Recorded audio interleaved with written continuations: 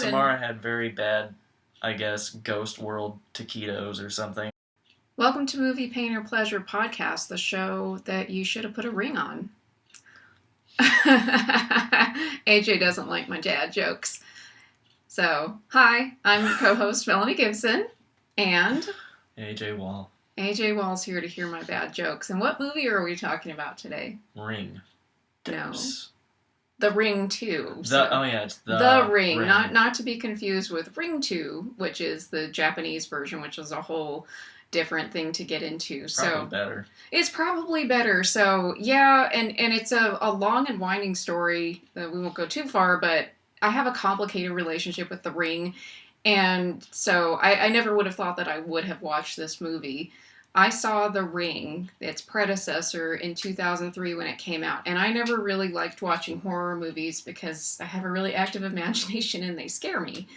And so I stayed away from them, but there was so much hype about The Ring that I wanted to see it. So I was visiting my parents when they still lived out in Snyder, and my mom had taped it on a videotape off of HBO. It's like some Inception curse. Yeah, we watched a tape of a movie about a cursed tape. And it scared me so freaking badly. I slept with the lights on that night, and I have had nightmares about Samara for nearly 20 years. It's still, she shows up in my dreams. Sometimes she's a different form, like she's a different looking person, but I know it's Samara underneath. And there was something that disturbed me so badly about, like when she climbs out of the well and starts walking towards you, that I stayed away from all the sequels.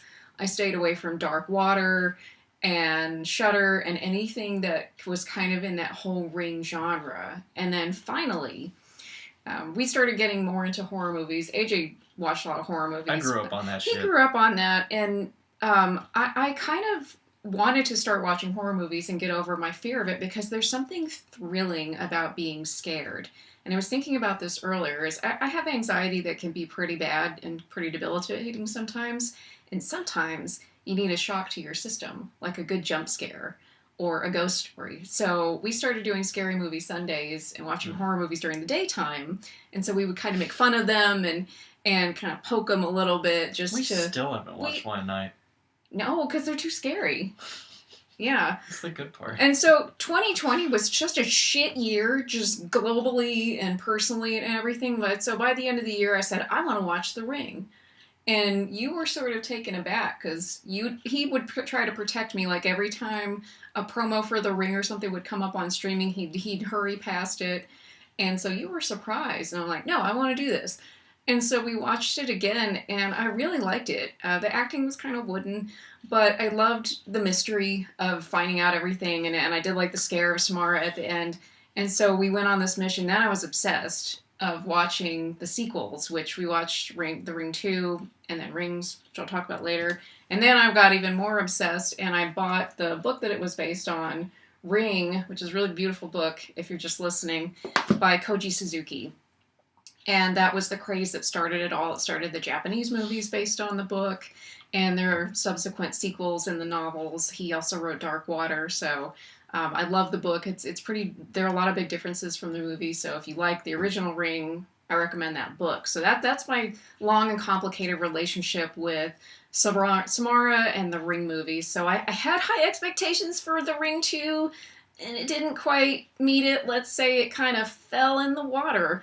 So, AJ, I'll stop my dad jokes. Why don't you talk about your experience with watching The Ring? I don't know, I was like 12. Or I guess I was 13. And I did that. I guess it was a normal kid thing. Halloween, I didn't do a lot. I lived in the country, so I wasn't going around and... I stopped trick-or-treating when I was like 6 anyway, so... Well, I didn't do any thing. But me, Mark, and like a couple of the friends, Justice and somebody else, we about once a year for Halloween, they'd all stay at my house and we would like drink suicides and eat shit we shouldn't have and stuff like that. And I guess this was the year it came out. We watched The Ring, and it was fine. I'm not a connoisseur of horror, but my dad's had me on horror and sci-fi since I was little, so. I don't remember it being that scary. But the next day, So I wake up, I think somewhere around noon, like everybody goes home, and I'm looking at I come into my room and I look at the top of my TV, and there's just a blank tape sitting on it. And I don't have any blank tapes. I had a couple, but they're like old recorded movies on ABC that, because we're lazy or something. And so I was like, do I, do I watch it? I don't, it's not the tape of The Ring, which I'd found. So I think I ended up finally looking at it. It was like a recording of Joey. Which might be as scary as The Ring. So my guess is my dad was being funny, and he decided to sneak into my room and set a little tape up on top of the TV and just wait. He acted like he didn't have anything to do with it, but there's no other reason that it would be there. So it's a pretty good prank. Yeah. So yeah. I think I saw Ring 2 when I was pretty young when it came out, but I don't remember anything. I didn't remember anything about it. And this time, so I was like, I don't know, maybe it's good. And it was the first time we watched it was a hate watch. Oh yeah. And the second time we watched it, we're somewhere in the middle. Like I guess it's still a hate watch, but it wasn't as infuriating. This time it was more funny. Yeah, funny in the way like a movie that takes itself really seriously, but it's unintentionally funny. Is funny. So like a Shyamalan movie. Like a Shyamalan. This we determine is an honorary M. Night Shyamalan. Yeah, this is a Shyamalan movie. Not one of the good ones. And that kid is a totally a Shyamalan kid. We'll talk about him.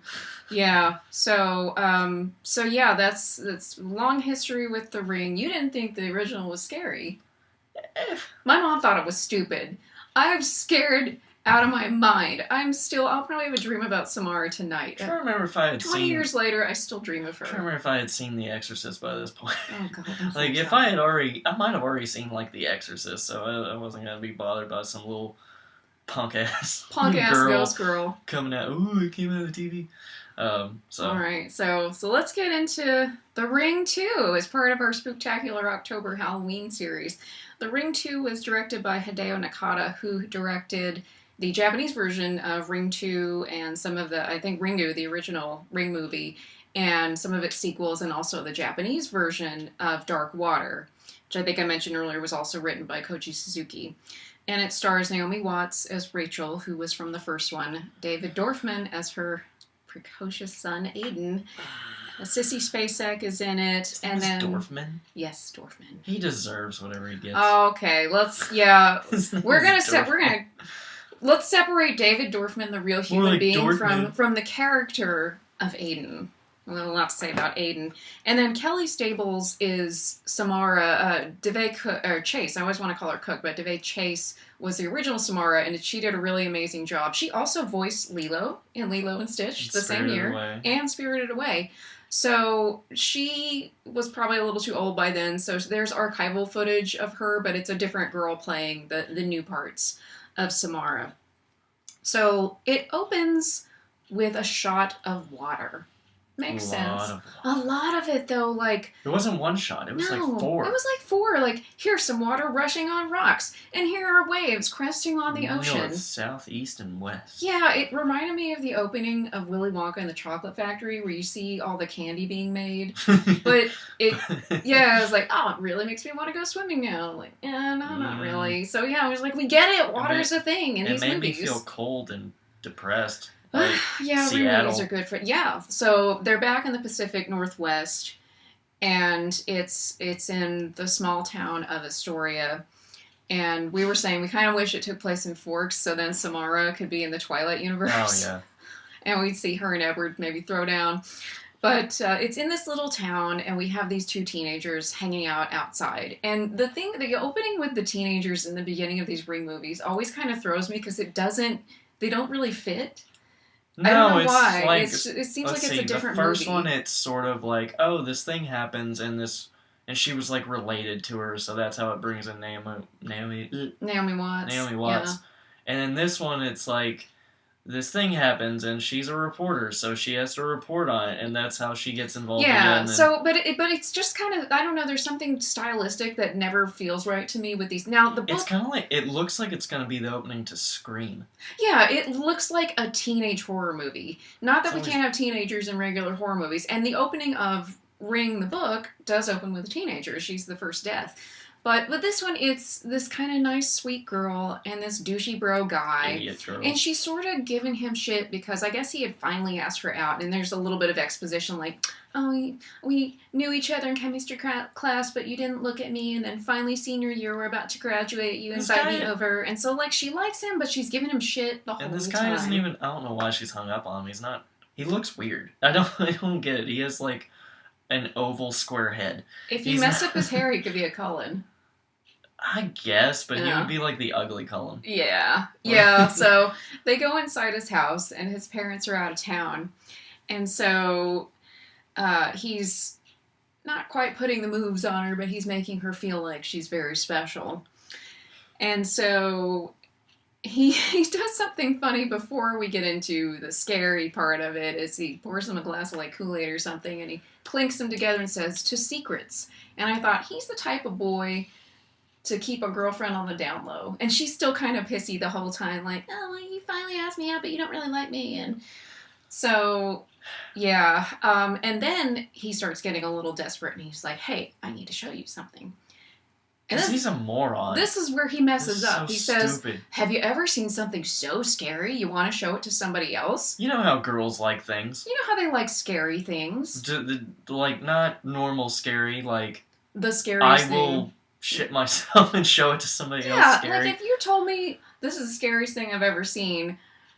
Case in point. Hell no. Case in point. I was like, Melanie, watch this thing and then show it to your friends because it's creepy. What am I, 16? No. Like, well, or it's gonna be like, is there a dead body on this? I would be afraid of, like, is there some, like, illegal porn type of stuff that the FBI is gonna come bursting down the door and watching something I'm not supposed to be watching? Yeah, he's a retard. He's a an moron. Idiot. he's an idiot. So then he starts getting like, just watch the fucking tape, and he's getting really desperate. So, oh yeah, and then he runs into the kitchen and he gets a call from his friend while he's waiting outside the... I don't know why he can't watch it with him. Yeah, he's like, here, watch the tape. And then he goes into the kitchen. And he has the biggest asshole friend ever calls him up and is like, oh, well, how'd it go, bro? Did you get somebody to watch it? Not who, not when. Like, he doesn't even know if his friend that's gonna die did it. Yeah, he doesn't care. It's like, well, did you? This is 5 minutes before he will die. And this friend totally believes that this is real, so it's not like he's lying to himself and saying it's not a thing. He totally accepts this, and he's just like, yeah, what's up, bro? Hey, you get someone to watch it? Like, he's got all the time in the world. Also, he knows that he told him it was a week. He told him he had a week. Why did he wait until the last 3 minutes to show her a 2-minute video? Probably waits till he has the last minute to do his homework. He could have totally done this with a dude. Any random guy, he could have shown it to him and lied about what it was going to be. There's a hot chick in it or something. Or if he was going to say it's a girl, give it to this girl, he could have told her it's like some avant-garde art thing. Yeah. Just wait till the end, it'll totally like blow your spirit away. Would she be spirited away? I knew you were going to do that. Well, then you shouldn't have set me up for it. How dare you. Okay, so anyway, he's freaking out, and you can kind of hear that whoosh, whoosh sound that the tape makes, which I actually kind of like. There's something kind of comforting about that sound. I don't know.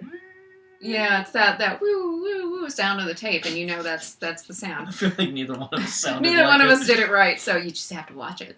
And so you know that she's watching it, and we see her back, so we don't really know what's going on. And so he's in the kitchen, and the door is closed, and water starts coming under, and he's like, oh no, oh shit, oh shit, oh shit. And as a homeowner, there is really nothing as terrifying as extreme water damage. We went through... Oh, the entire movie. The entire movie. All the water damage. All the water damage. So, I mean, lived through the Texas winter storm because of our piece of shit governor in ERCOT. Didn't do anything to help Texas people with power. Fuck Abbott. So, yeah, fuck Abbott. And so I spent the whole time in 50-degree temperature inside the house, just absolutely terrified that the pipes were going to burst. And real colder than that. And I was more scared of water damage than anything else. It all turned out okay. But this kid gets scared because something's wrong. And so he goes into the living room. He said, "Did you watch it?" And she had her hands over her eyes. She said, "No, you said it was going to be scary." Which I still think is really, really stupid. Like, if you're not going to watch the video, turn it off. Why would you just... So the suspense can happen. So anyway, she's a teenage girl. She covers her eyes. And for some reason, this kid, you see the scene with the well. And so we know Samara's coming. And he kind of drops to his knees in front of the TV and like he's in a trance. And... Or maybe he thought he could pray to her and she would leave him alone. Maybe. Where is your God now? So anyway, Samara comes out and we see the girl scream and scene. So kind of the same opening as The Ring, where it's these two dumb kids and one of them dies. And so then we cut to Aiden. Yay! Okay, again, this is not personal against David Dorfman as a human being. This is against this fucking kid in this movie. This reject of a Culkin. Yeah. It's like, I think I wrote in my notes, a Culkin ate Haley Joel Osment. Yeah, this was so... I despised this character. This is Naomi Watts' character, Rachel's son, Aiden. And he is so dull and boring. And they try to make him like a precocious, intelligent child. He's not. He's intelligent. I know smart kids, or I have. They still are kids. Like, they don't... For a little while, you might forget how young they are. But they're still kids. Yeah. It's not like... They still act like kids. They don't sound like they're 50 and her abusive boyfriend. Oh, yeah, we'll get into that in a minute. So, yeah, just, he's so dull. And Rachel. I just don't... I can't stand him. I think it's... When The Sixth Sense came out, I feel like every director was like, I'm going to have the Haley Joel Osment magic with this kid in this movie. And no one's been able to top him. Because he acted like a kid. Because he acted like a kid. Now, I don't hate Aiden as much as I hate the kid in The Babadook. Oh. Sorry, your dad dies. Didn't give you the... Oh, you're such a trash kid. Doesn't give you the right to act like see you next Tuesday. Slap the shit out of you and let the Babadook eat you. I never wanted someone to be eaten so badly as that brat. I hate that kid. Anyway. Yeah, I mean, Aiden's dad was dead, too. Although that's a better movie. Babadook is awesome. Oh, yeah, Babadook's awesem. Yeah, watch the Babadook. Don't fuck watch that it. kid. Yeah. Anyway. So he's hanging out with Rachel, and they are his mom, and they buy a new couch because they have moved to this town of Astoria. They left Seattle.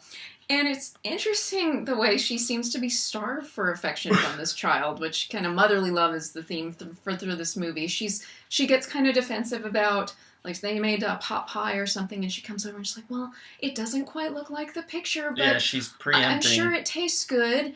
Like, oh, please, honey, don't get mad at me again. He's totally her abusive boyfriend. Yeah, and he's just sitting there in judgment the whole time. He goes through several stages. He calls her... It doesn't look like the picture, mother. Yeah, he calls her Rachel the whole time, which I've heard of people who call their parents by their names. I've never met anybody who does that. I've never met anybody who does that. I think that only happens in TV and movies. And, like, if you have a strained, weird relationship with your parents... I get it, but if you are living with that parent and you have a really good relationship with them... This could only happen with a white kid. Yeah. With a really boring life. Like, I feel like any other family would just slap the shit out of him. My name is Mom. So, yeah, Rachel and Aiden have left Seattle, and they're living in this little town of Astoria, and all seems to be supposedly well. And Rachel is at her job at the little Astoria newspaper, and she has her own office, which is nice, and she has the biggest, most comical Mac that I've ever seen. It's back when they had that big curved back to it. In the pastel blue, purple colors. And, and so we meet her boss, and he's kind of nice, but he kind of probes too much as to, well, why'd she leave Seattle? Why she live in that little town? Totally rewrote his own column, which is kind of a... I don't know if that's a boss bitch move or just a bitch move. I don't know. She's establishing herself as a writer she's for the big newspaper. City, so yeah. she's... So then she goes out into the room with the other writers, and they're listening to the police scanner, and they hear something about a death, and they think it's reported as a homicide, and so you kind of see all the little light bulbs. It's like an Ouran host club where all the lights go off when they realize what's going on. Homicide. We should be so like lucky. it's a yeah. There's like, oh, we wish it were a homicide. We get no news around here. So you start to see the little lights go off because it's a strange death. It's a teenager. Ding. He died in a mysterious way. Ding. There's water all over the house. Ding. His face looks really weird. Well, ding. Yeah, okay, yeah. Over the speakers, they're just talking about his face. Yeah, and so she figures it out.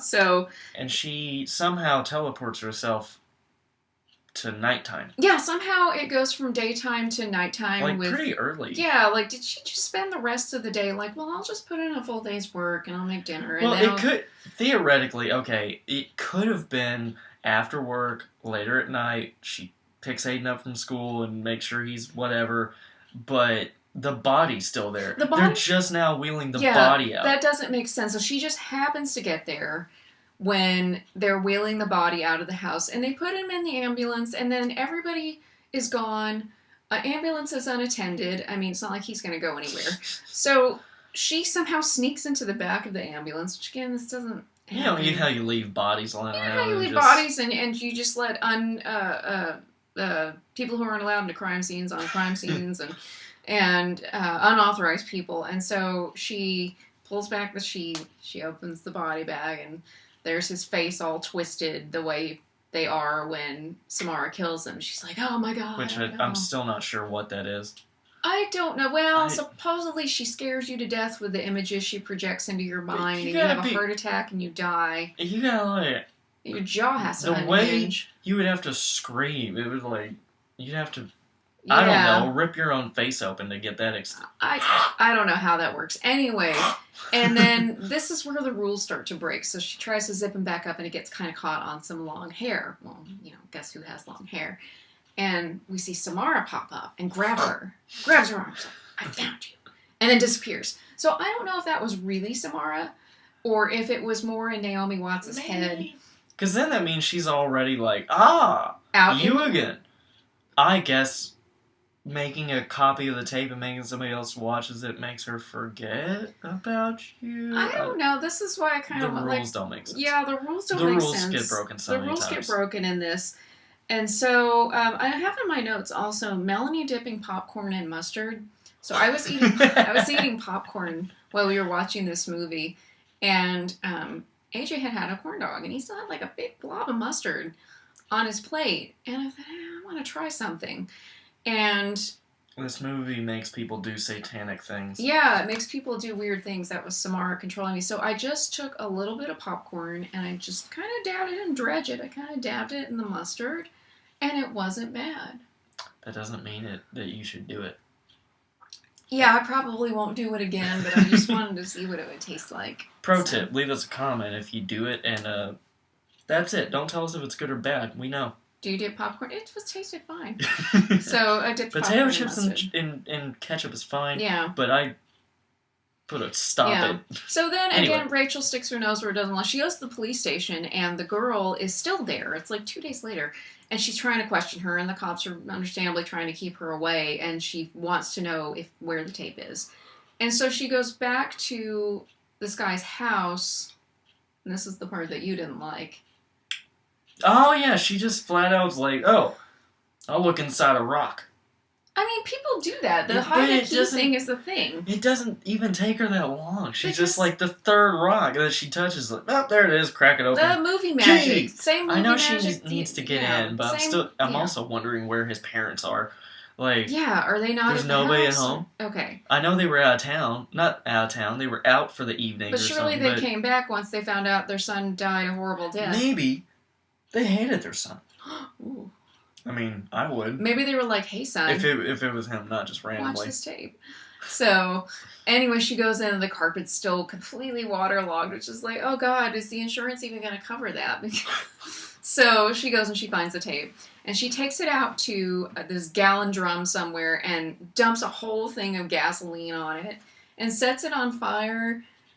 And the tape kind of screams. It does scream. It kind of screams as it's... I think that canceled out her passing it on to somebody. I think that's what it was. So it's that's like my head. Is it like an It Follows thing where if they get you, then they go back to the previous person? Yeah, I think she like by destroying that copy, they're like, oh, well, that takes away the copy you made, so yeah, you're so back she's on just, the naughty she's just list. Thinking how, and so then we go to a next day or whatever. She and Aiden go to the county fair, and immediately Rachel's turning up her nose like, "Oh, why do people buy this crap?" Just call right them, in the middle of everybody. Right in the middle, like right in front of the vendors. You don't. bitch. You can think that. You don't have to say it. Like you're the one that drove here. You're the one who decided to move to this small town. Also, I totally couldn't tell if this was like a type of state fair or a flea market. I thought it was just a little city thing or a county thing. Things that weren't like flea markets I've been to. They just everybody make a stall and sell your weird shit or your cookies you made. Half a farmer market, but this was just like there were people getting face painted, which was weird and I don't know. But you're from a small town. I'm from a small town. He's from a small town. We had the Scurry County Fair out in Scurry County in West Texas, and people would have stalls in the Coliseum. Fair then. So that's why I'm like. I think it's a fair because you got you don't really have rides, but they had booths with crafts and things, and then you could go pet little chickens and cows and goats. And sometimes there was a rodeo because why not? Because country. Because West Texas. So anyway, she's there, and then these three, I guess, women come up and they start talking to her, and she obviously thinks she's too good to talk to them. So they're the ones who buy all that crap, apparently. And just like a boyfriend. She uses her son to get out of it. Yeah. Aiden, run away. Yeah, she's like, Aiden, come back here. Mm-hmm. Oh, I gotta go catch up with my son. And then the women all in sync say, oh, God made them so cute, so we won't kill them. Like, wink, wink, because this movie's about a dead child killed by her mother. Wink. Yeah, the whole movie has a weird relationship with women killing their kids. It's like an Amy Tan novel. There's very much a mother-daughter theme going on. So Aiden's just like, I'm gonna go check it out. Yeah, okay, let your kid walk around unattended. And so Rachel runs into Max, who's the owner of the paper, who's Mr. Nice Guy in this movie, and he just keeps like, well, why'd you move to this town? What's your real story? What's your real story? Why are you here? I didn't want to move back. I had to move back. And this son of a bitch. Poor you. You came back to care for your parents. You inherited their big, beautiful house. 3 stories. And not like, no offense, but crappy, skinny Boston 3 stories. But like a real 3-story house. Beautiful house. And he has his own business with like at least... He said 20 employees. Okay, yeah. Beautiful seaside town, very charming. I have my days. I mean, I wouldn't want to live there because it's still... I have my days where I wished I lived in a small town. I don't know if I want to go back to Snyder, but I have my days where I've had it. Yeah, but it's around Seattle. It's gonna be wet. Oh, I don't want to live there. I don't want to live there. Still, but just a small town somewhere would be nice. So he keeps bugging her. And Aiden walks off, and Aiden's taking pictures of things. And so then he goes into the bathroom, and it's this nasty, it's like a gross gas station bathroom. It's set up on the fairgrounds. So if you've ever been to like a city park or something, like in Snyder, there were these bathrooms that I swear were haunted or they were scary. The last time I went to a bathroom at the park in my town was for my 20th high school reunion, and it was like a prison toilet. It was just a metal bowl with no lid. So yeah. And so, speaking of toilets, Aiden starts to go in all the stalls, and the toilets start rumbling, and water's gushing out. Samara had very bad, I guess, Ghost World taquitos or something. Yeah, because all the things with water, it's Moaning Myrtle's bathroom, basically, and then the pipes are banging, and water's gushing out of the faucet, and then it stops, and so it's creepy. I'm like, dude, go run outside and pee. It's scary in there. It's just where you're just like, get out, get out, get out. And then, this looks so much cheaper the second time around. He's looking in the mirror, and guess who pops up behind him? And And she's kind of hunched over like this. She's got hair in her face. And she just slides towards It's like, she's like, she's like, it is in the Twilight universe, because it's like the way they run. oh. And their bodies don't move up or down; they just go straight. Yeah, she just kind of wheels toward him, like a monster in a haunted house where they just sort of wheel towards you. And he stands there, no expression. Click, click, click, click. Takes pictures. Well, I guess I'm gonna. Yeah, smart paparazzi. He's like. So, yeah, and then look at me, angry. But Give I me don't sad. understand. I don't know. Samara breaks all her rules in this movie because how did she get out? How did she get out into the human world? That's the reason I don't like Samara and the Ring, like the universe of the Ring. Like the Rings was fun, but she constantly breaks her own rules. The first movie, not so much. And it wouldn't be that big of an issue, but the movies keep going like, oh, this is what we gotta do. This is it. We figured it out. This is what we gotta do. Mm-hmm. This is it. And every next movie, she's like, no. It's like when that asshole kid that you played with is, well, I don't know if girls did this, but, like, he's like Cartman. Like, you play with him and you're like, I got you because I'm Superman or whatever. He's like, no, man, I got kryptonite webs. I got special armor, you guys. Yeah, just, no matter what, you can't beat that kid because he always comes up with some bullshit. Yeah, I said earlier, Kat, that I have kryptonite armor. I put you in the well, Samara. Yeah, but I'm like super strong, so I just lifted it up. Yeah, so anyway, Samara is in the human muggle world, and she possesses, I guess, Aiden. And so he and Rachel get back together, and they're in the car driving, and it gets weird. So he tells her to don't stop, just keep going. And she's just like, I'm just going to stop in the middle of the road. And a deer shows up, a buck shows up. And this deer kind of flexes on her like, what's up? And while she stops the car. Yeah, that's the noise that a deer makes. Yes. And the deer kind of looks at her. And so he keeps telling her, like, Rachel, you need to get out of here. Then it walks away. It walks away. And it comes back with a rage. Yeah, it comes back with its friend, and they both bash into from both sides. From both sides. Yet Rachel and her son don't have a scratch on them. No, they hug down in the middle. They get down in the middle, and somehow the antlers don't reach them. So finally, she starts driving off, and these CGI deer kind of tumble away. And then her window heals itself. Yeah, if you're watching it, you're driving, and you look at her driver's side window, you can see the reflection of her hair. So somehow the window was fine again. And so then like a whole herd of nothing but males. A giant gay group of deer. Why would they be gay? Because there's only males. I gotta assume that they're gay. Well, maybe, I don't know.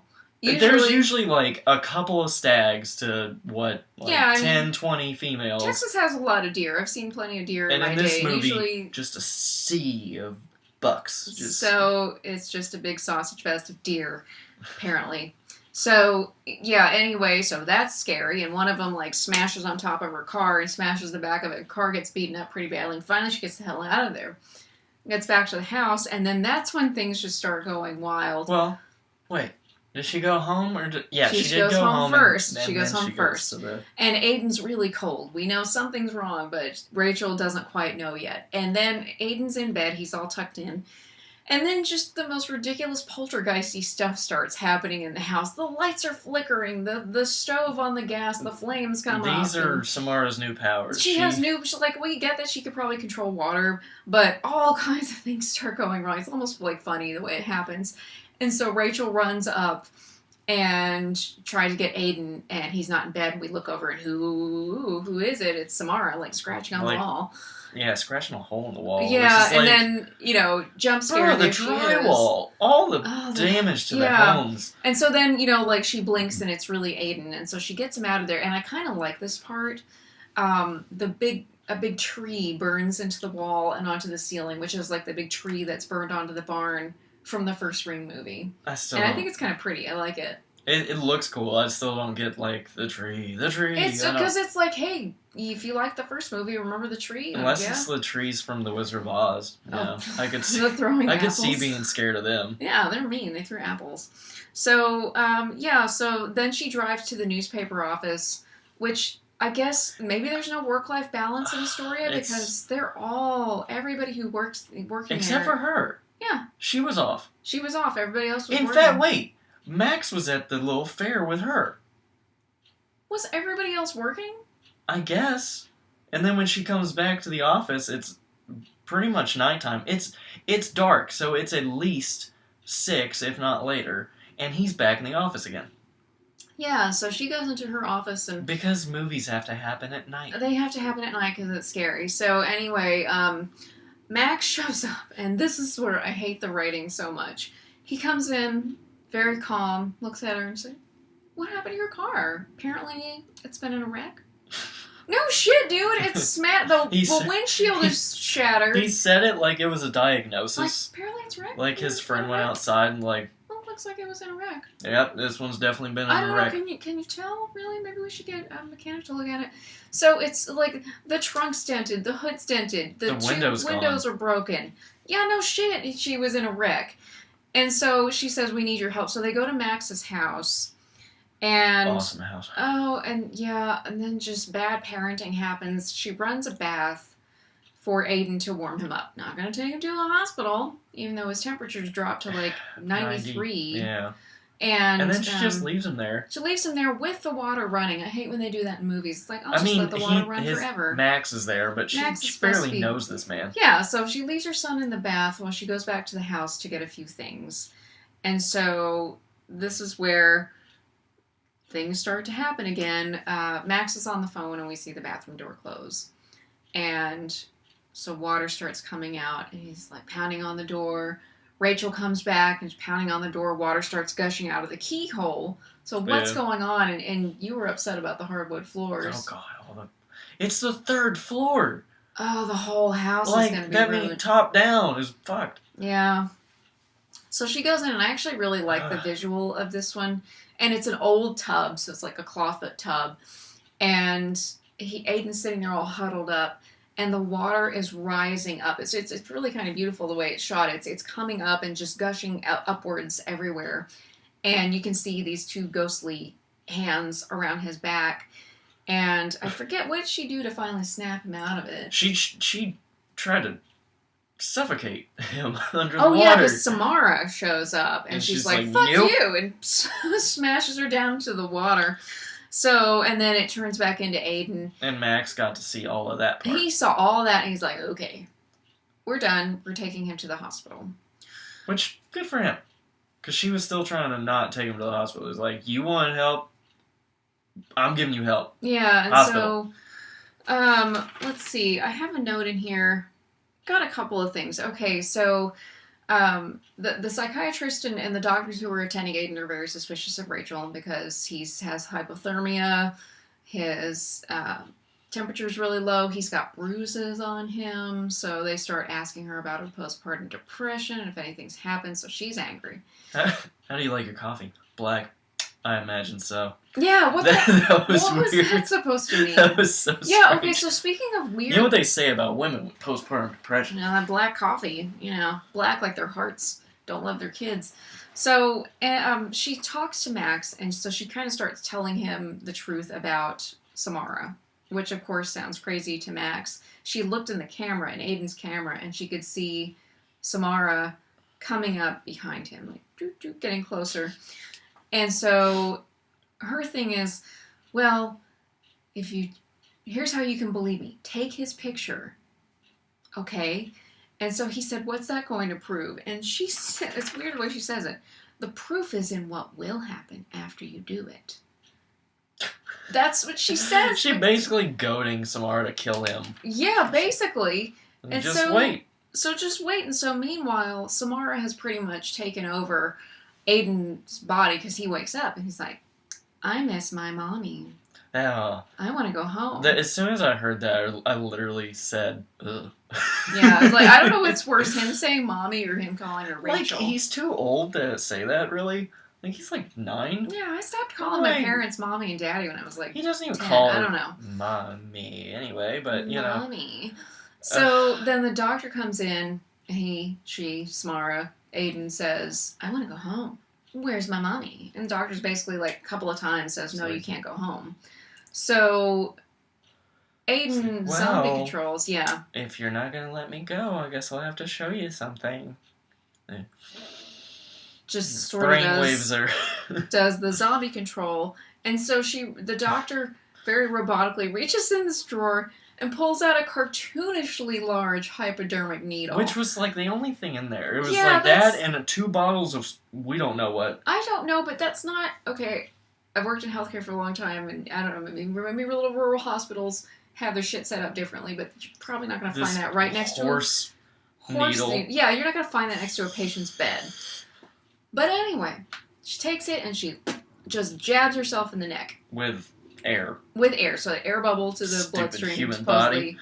That just kills you. So Aiden puts his clothes on and waltzes right out and walks back to Max's house. And so, meanwhile, we've got the mystery, which that was the fun part of the first movie, was what's the mystery behind all the imagery in the tape. And so Rachel figures out, I forget how she does it, but she figures out that Samara was adopted. I'm trying to remember. She goes to the adoption people to find her records. They're like, well, you're going to have to go to her foster parents. That's all I can tell you. Otherwise, I'll get fired. And she's like, well, they're dead, so meh. She's like, oh, well, I don't know. Do this. And so she goes to their house again. She goes to the Morgan's house. And this is the biggest jump scare in the movie. It's old. It's kind of, decrepit looking. And she reaches for the door, and the door pops open, and it's Gary Cole with a handful of balloons. He's like, hello there. And so she walked into Pennywise. And yeah, so like, what the hell? And he played Lundberg in Office Space, so, yeah, that'd be great, that guy. And so he's there as this just a jolly real estate agent. Of, I'm doing an open house today. Are you here to see the house? And she's like, yeah, sure.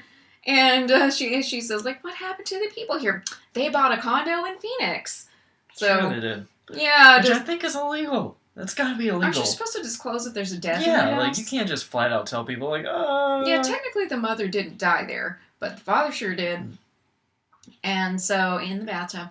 And, anyway, so he goes off and he's like, oh, I gotta get ready for the open house. So show yourself around. So she goes to the basement. Gaston's basement. Yes, it's decorated with antlers. Everywhere. Antlers and all of his decorating. So, antlers everywhere. I don't remember deer being quite a thing. Yeah, in the first her movie. thing was horses. It was horses. That would have made more sense. It would have been weird, but it's a supernatural movie. I don't know how they would have just a bunch of...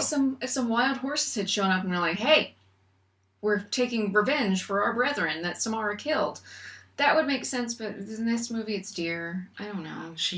Animals? I guess. I don't know.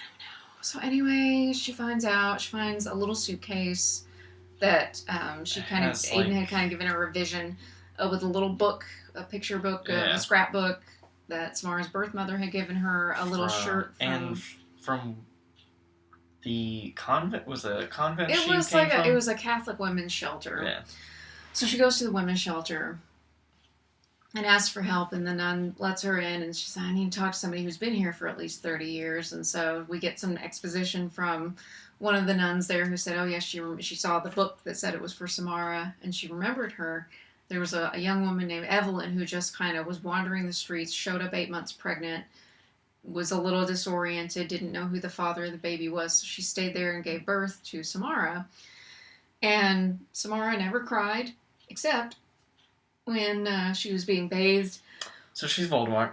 She's Voldemort. Yeah, she's a weird baby. She cries when she's around water.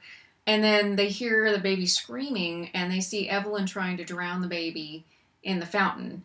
And so yeah. And so they have her institutionalized. So the next stop is going to be the mental hospital. So, I missed something funny. One of the funniest lines in this movie is when Gary Cole, the real estate agent, is telling her about the house. He said, oh, yeah, there's this cute little tree house in the barn. Oh, God. So, yeah, Samara's exile out there with the burned-in tree. It probably would be nice if it wasn't, from a demon child. Where you were forced to live because your family didn't want you inside. Yeah. So her parents kind of deserved it with her killing all the horses, because you shouldn't make a child live in a barn. But anyway, the cute little tree house in the barn. So anyway, let's see. I'm looking through my notes here. The orderly? Yeah, Okay. so she goes to the mental hospital, and I like the orderly in this because he's got like 2 lines, but he's very calm and he's very nice. Matter of fact. He's just like, yeah, Evelyn. Let me guess. You're here to see Evelyn. She already told us you're coming. Mm-hmm. Knocks on the door. Well, Miss Evelyn, you were right as rain. Got yourself a visitor, and I liked that. For once in a movie, an orderly is nice and not abusive. Yeah. But he also knew it was about her. He's like, let me guess, it's about your kid, right? Because they just keep doing this. Yeah, but okay. Also, wouldn't he have some questions? Yeah, because if she said, every couple of years somebody shows up to ask Evelyn a question, like, so other people have tried to figure out the mystery of Samara. What happened to all those people? I'm guessing death. They met a grisly end, I guess. I guess Samara got him. Maybe that's why she's after Rachel and Aiden, because they beat her at her own game. And so, anyway. I still can't help but wonder why the orderly wouldn't start wondering, like, how do you know about these people? And maybe he's just like, things are weird, I'm tired. It's working a mental health. He probably gets, it's probably a state hospital. They get shit pay. They have shitty resources. So anyway. One time there was this guy that jumped out the window after his friend got lobotomized. It was a whole thing. Oh, yeah. And then there was a guy who was picked up after a big rally where everybody was painted up like clowns. And so anyway, we're mixing our mental hospital scenes. So Sissy Spacek is Evelyn, Samara's birth mother. And she's just kind of your typical crazy person, I say with air quotes. She's crazy. Yeah, she's crazy. She just mutters and she's scribbling on something the whole time. And she has her hair in her right in her face. Yeah, her hair's all in disarray, and she doesn't really. I mean, they probably didn't give her much to do, but she's just kind of the stereotypical mentally ill person, which I hate when they do that in movies. So she, first of all, she yells at Rachel. She said, "Oh, it was you. For what? You let the dead out." Well, people have been letting the dead out for a while. She's not the first person to watch the tape. Yeah, it's a little... So, it's a very short scene. I'm like, does Sissy Spacek only have 5 minutes? She did give her the whole, well, why did you do it? Because my baby told me. Yeah, so Samara can mind control people. That makes me a little wary of... Like, if I was writing this, I'd be scared to write that in a film. Why? Oh, well, the children wanted to die when I murdered them. Yeah, and okay, are we further stigmatizing mentally ill people? Are we further stigmatizing postpartum depression? Or are we saying there's a good reason for it? I mean, in this case, maybe. I mean, yep. Samara was a baby who wanted to be yeeted. I mean, I can appreciate the story structure, but I would be worried if I wrote that. So, the words of wisdom she gives her is, be a good mother. Do what your baby tells you to. Do what your baby tells you to. Don't be like me, Carrie. Yeah, so we were wondering what if Carrie. What if Carrie, survived, and she survived the fire, and so she gave birth to a baby who inherited her telekinetic powers, and that's how Samara has her powers. Yeah, and that's why she's like, I gotta kill this thing.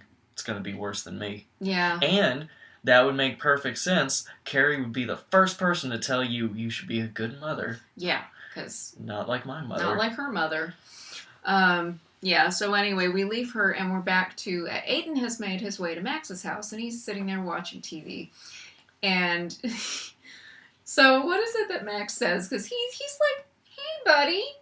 You want to tell me what's going on? Well, You're not really supposed to leave the hospital. What are you doing here? You're supposed to be at the hospital, right? Aren't you supposed to be at the hospital? Like, it's not like, fuck. No, yeah, I'm sorry, I would be dropping slews of language if I walked in like, shit! Oh, this kid's in my house. But he's also the one who's like, what happened to your car? How did you get across town? How did you get over here from the hospital? He's just like... Did you pay for a taxi? Where's your mother? Anything. He's like, hey, buddy. Hey, buddy, what's up? And then what does he say? You seem a little different.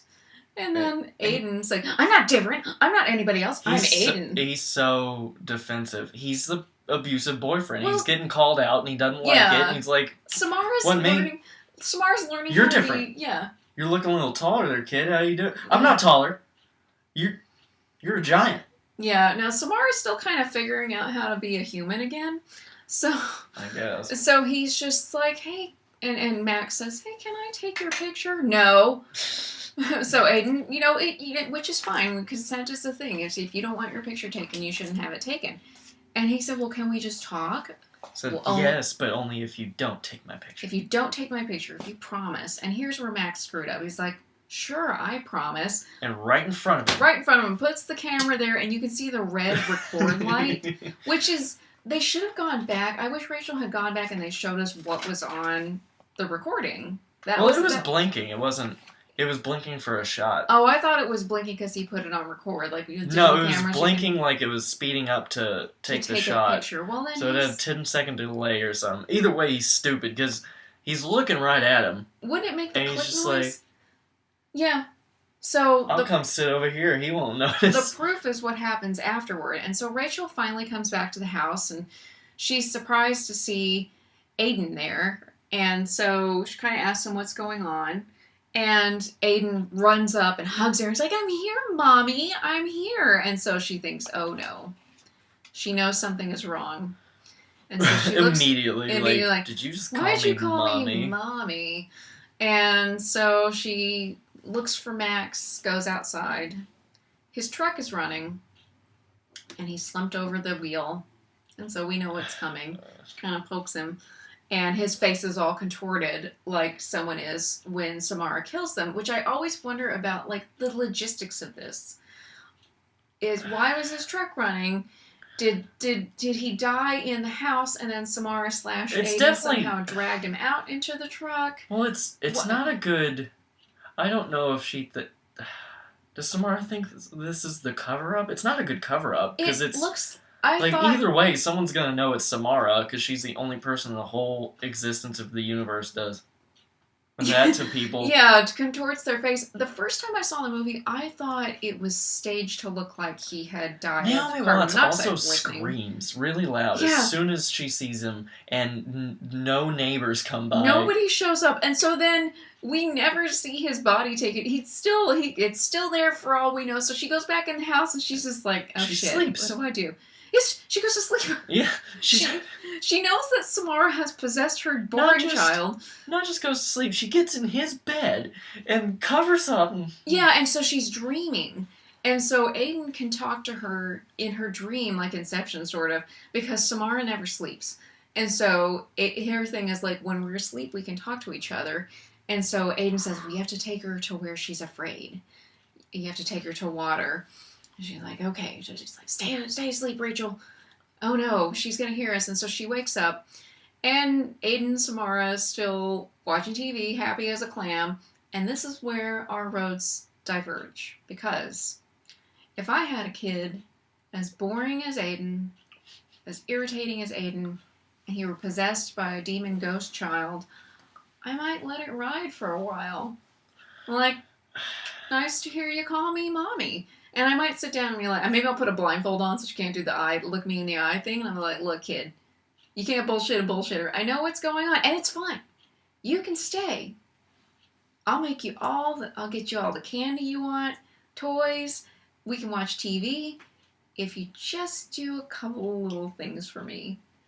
And then you see this montage of me taking her out places and like, get that person. And she just is looking at people and killing them, and then finally she'd be like, Mommy, weren't you the same person that had the death note a couple of weeks ago?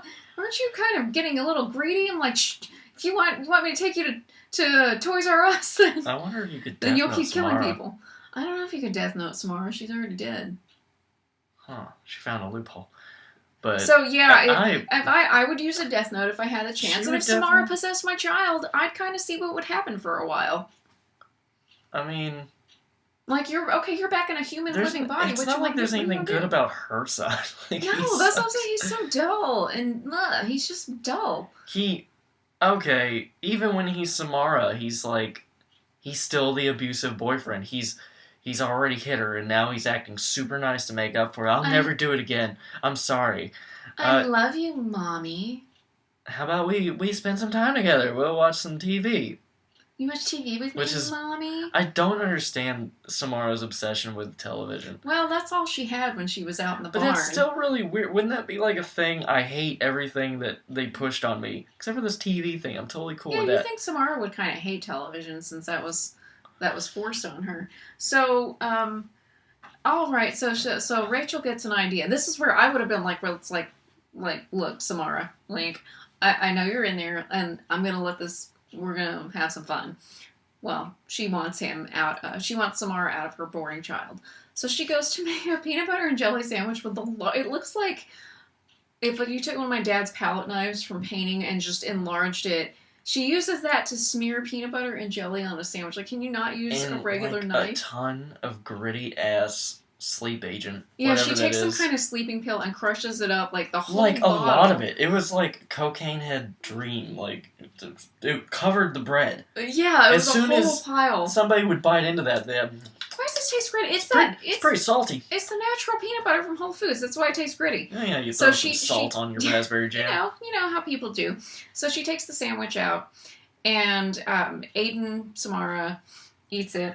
Sorry, I'm trying not to sneeze. And so Aiden passes out, because I guess Samara doesn't sleep, but the human body she's in will still pass out. So she takes him up to the bathtub, and so she has to drown Aiden to exorcise Samara, basically. And so she gets him in the water, and Aiden wakes up, and he doesn't really struggle too much. He's just like, "It's me. Rachel, it's me. What? It's me. Why I'm saying Rachel again. So. Yeah, it's why are you gonna drown me? I love you, Rachel." And so, as much of a bad bitch as Samara is, she doesn't really fight too hard to stay in after all the drama she's pulled. She doesn't fight. She doesn't like physically fight Rachel. She doesn't do like the death control thing with her eyes. Why would this work if she was? Is she weaker inside of Aiden? Maybe she's weaker inside a human body than she is in her ghost form. If she was a ghost and she was like making water levitate from the ceiling and like all that cool stuff. She was, if anything, she seems to like water. Like, she does she's a lot of always tricks doing with shit with it. Yeah. She's like throwing it out of toilets at people. Yeah. So why is it now she's like, oh, no, not water? But because that's how she died. Was she drowned in a well? So she just kind of pushes Aiden down, and it doesn't take too long. You see, it's like really crappy effects. Samara's ghost kind of pops up. It looks like Moaning Myrtle. It looks like Moaning Myrtle, and she's just she just like floats. gives her the eye, Mommy, and disappears. And she's that easy. Like, Samara's a final boss in a game. How is she that easy to defeat? Well, she's not defeated. She's just out of his body. She's out of his body and back to wherever. Oh, yeah, because... so they think it's over. And in a horror movie, you know it's never over. So they go... I guess they're back at their house because it's... No, they're still in Max's house? Okay, because they go down and you hear the noise. Wait. No, you might be right. They might have then gone to their house. They're in a house. But... Then they've just left his body. They just left his body. Max's body is still in the truck. I don't know if she even turned the truck off.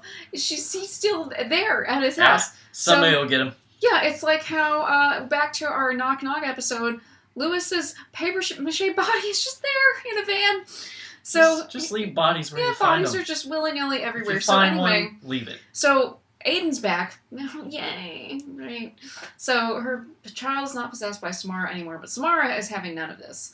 So immediately the TV pops on and you hear the whirring noise. And they're like, no. The video, and the well shows up, which the whole time I'm like, but they've already beaten the curse of the videotape. So I still don't understand how Samara can break her rules and just be like, I'm just going to show up on this TV now. This is why I don't like her. I don't like this. Yeah.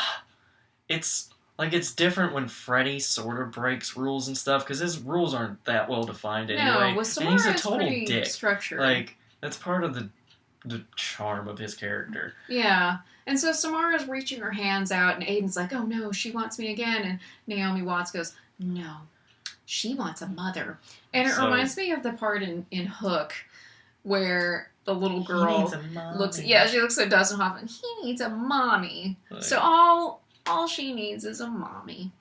So she jumps into TV land. yeah, Samara reaches her hands out of the screen, and Rachel grabs her hands and gets yanked into the TV, and she ends up at the bottom of the well.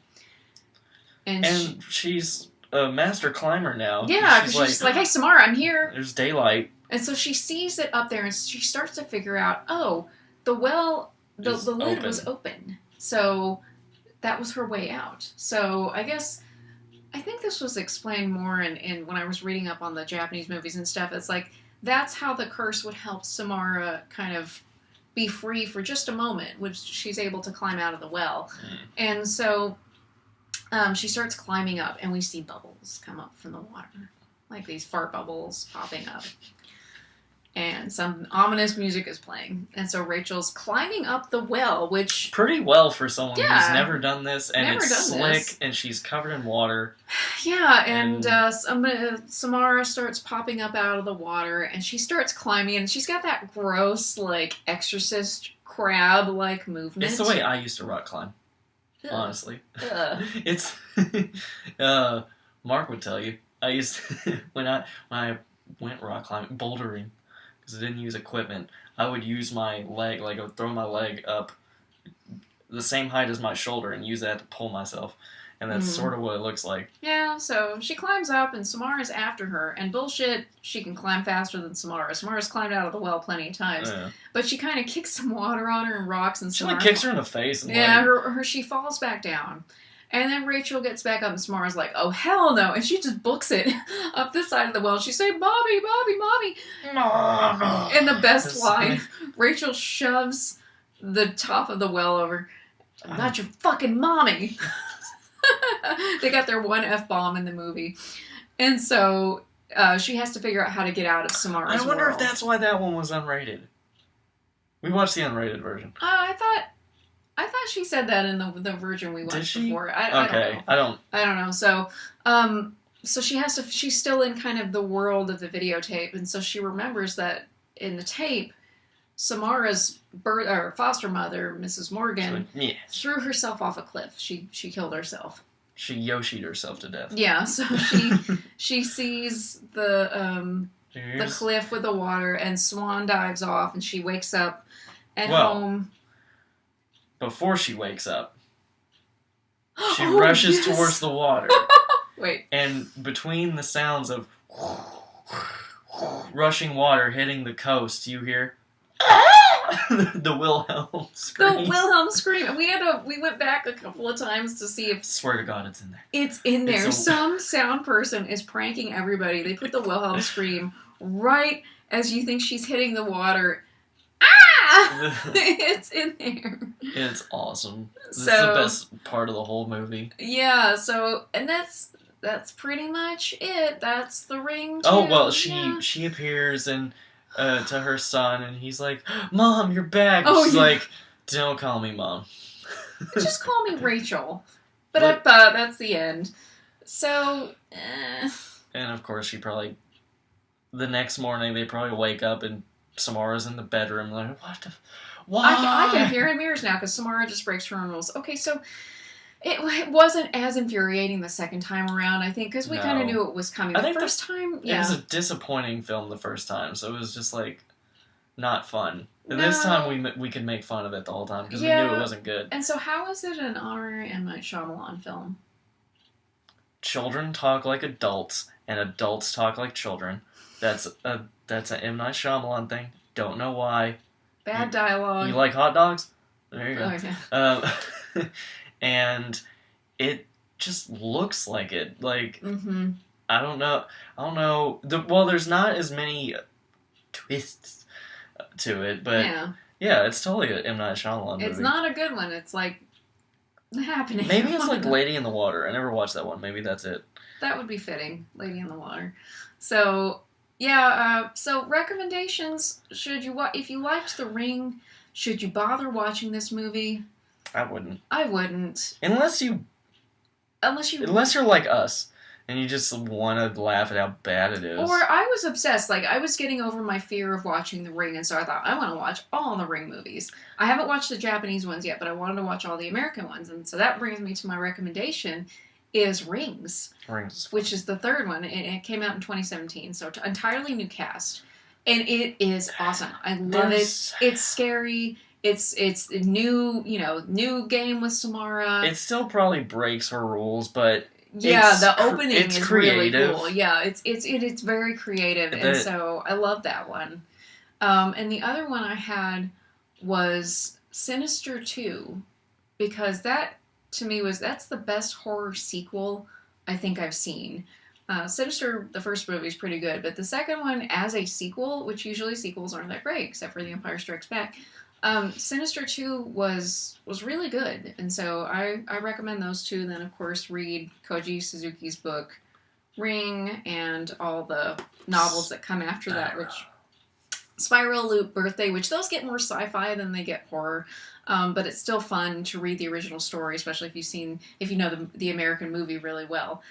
So that's what I have. AJ? Shudder. The Thai version of Shudder. I watched... I hated these types of movies. This Japanese ghost girl movie. Like, I've never liked them. When I was younger, I didn't think they were very good because they seemed so repetitive. I know I got the American versions, but still, they seemed very repetitive. It was like, oh, another Asian girl was very mad at somebody. Shudder was the only one I liked, and it was the American one. And I sort of remembered, like, the reveal at the end, but I forgot most of the movie. And then this last year we watched the Thai version, and it is awesome. Yeah, the Thai version is the original one, because I wanted to see it. I think Net, who is the girl in that one, is way creepier than Samara.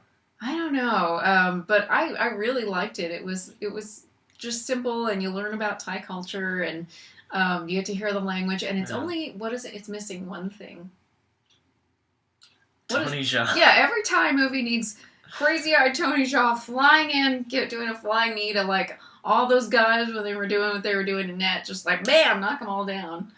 Yeah. Knock her off the building. Watch either one, but if you can't, watch the Thai one. The Thai one was really good. As far as these go, at this point, we had to rent The Ring 2 because it goes on and off Amazon Prime all the time. So thanks, Amazon Prime. Yeah, so it was fine. I will probably watch The Ring again. Maybe that'll be my New Year's ritual. Is like, let's usher out the shit that happened this year by watching The Ring.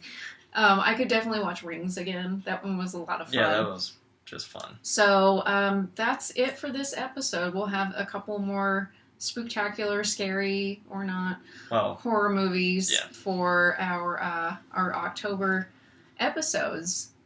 Anything else? I don't know.